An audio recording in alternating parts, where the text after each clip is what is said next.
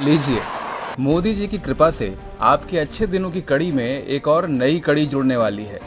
अगर आपकी जेब में खनखनाता हुआ खजाना है, तो फिर अच्छे दिनों के इस करिश्माई साल में आप भारतीय रेल को भी खरीद सकते हैं। जी हाँ, अब कागज कलम उठा के ताज़ा खबर नोट कर लीजिए। खबर यह है कि देश के 109 रूट पर चलने वाली 151 रेलगाड़ियों की बोली लगाने के लिए बाजार खोल दिया गया है। इसका सीधा सा मतलब ये है, आइए, बोली लगाइए और ट्रेन खरीद लीजिए। जी हाँ, पड़ गए ना चक्कर में। आज़ाद भारत के इतिहास में ऐसा पहली बार होने जा रहा है।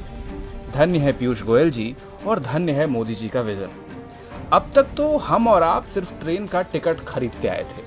अब मोदी जी और पीयूष गोयल की कृपा से कोई भी बिजनेसमैन, धंधे वाला आदमी, कोई भी सेठ जी, कोई भी लाला जी चाहें तो पूरी की पूरी ट्रेन रूट समेत खरीद सकते हैं। और अब सवाल यह है कि सेठ जी ट्रेन खरीदने के बाद करेंगे क्या?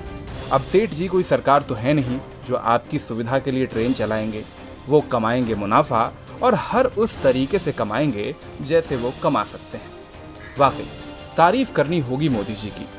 70 साल के इतिहास में पहली बार ट्रेन की नीलामी होने जा रही है। जो अब तक नहीं हुआ वो पहली बार हो रहा है। जो नेहरू जी तक नहीं कर पाए वो मोदी जी करने जा रहे हैं। वाह मोदी जी वाह।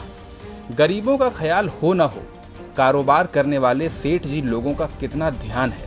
अब देशद्रोही तो इस पर भी सवाल उठा सकते हैं, लेकिन भाई इस विजन की गहराई को तो समझो कि जब ट्रेन चला के सेठ जी कमाएंगे तभी तो देश में तरक्की और खुशहाली होगी। अब क्या हुआ कि बाद में महंगी टिकट की वजह से गरीब आदमी ट्रेन की टिकट ना खरीद पाए। वैसे भी गरीब लोगों को ट्रेन का सफ़र कहाँ पसंद आता है। अभी हाल ही में तो सबने देखा था कि मोदी जी और गोयल जी की इतनी सारी ट्रेन चलने के बावजूद ये जिद्दी गरीब लोग पैदल ही अपने गांव जाते थे। हो सकता है कि यहीं से मोदी जी और पीयूष गोयल जी को ट्रेन को प्राइवेट सेक्टर को बेचने का आइडिया भी आया हो। अरे भाई, जब गरीब आदमी ट्रेन में बैठ ही नहीं रहा तो ट्रेन को बेचो सेठ जी को। अब देश की सरकार भला क्यों टेंशन ले। सेठ जी चलाएंगे अपनी ट्रेन और कमाएंगे अपना मुनाफा। जिसे ट्रेन में चढ़ना हो चढ़ ले। भाई वाह, गरीब लोगों से लेकर सेठ जी तक के फायदे के बारे में सोचने वाली ऐसी दिलदार सरकार की तारीफ तो बनती है। और साथ ही तारीफ बनती है इनके तेज तर्रार एटीट्यूड के लिए भी। एकदम फटाफट अंदाज में 1 जुलाई को मिनिस्ट्री ऑफ रेलवे ने प्राइवेट कंपनियों से प्रपोजल भी मंगवा लिए हैं। भारत सरकार को उम्मीद है कि इससे वो प्राइवेट कंपनियों से करीब 30,000 करोड़ रुपए तक का इन्वेस्टमेंट जमा करेगी। अब जैसे ही देश के 109 रूट पर 151 ट्रेन की डील हो जाती है, फिर देखिए कैसे कायाकल्प होता है भारतीय रेल का। हो सकता है कि जल्द ही न्यूज चैनल आपको ये भी समझाना शुरू करें कि भारतीय रेल की कृपा बस यही रुकी हुई थी। हरी चटनी के साथ 151 ट्रेन की डील जैसे ही फाइनल होगी, भारतीय रेल पर कृपा एकदम से बरस पड़ेगी। खैर, हम तो पत्रकार हैं।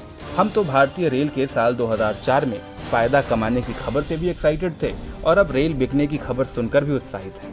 वो कहते हैं ना, मोदी जी ने किया है तो कुछ सोच समझ के ही किया होगा। अब जाते जाते आप भी कमेंट सेक्शन में अपनी ज्ञान वर्षा जरूर करते जाइएगा।